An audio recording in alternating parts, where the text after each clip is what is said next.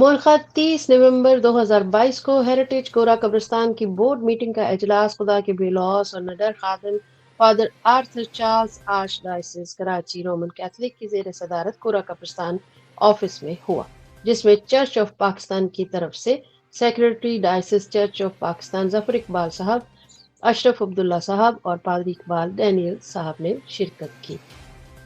قبرستان جانے والا ہر انسان اس بے ثباتی کو دیکھ کر اپنی زندگی میں انسانی بے ثباتی پر ضرور سوچتا ہے، جبکہ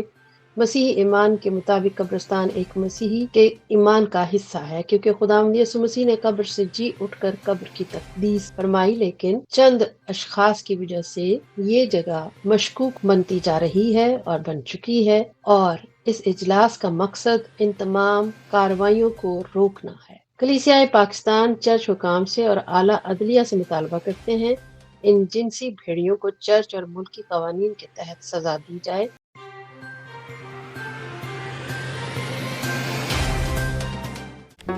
Do not forget to like the video, subscribe BTL TV, and press the bell icon to receive notifications.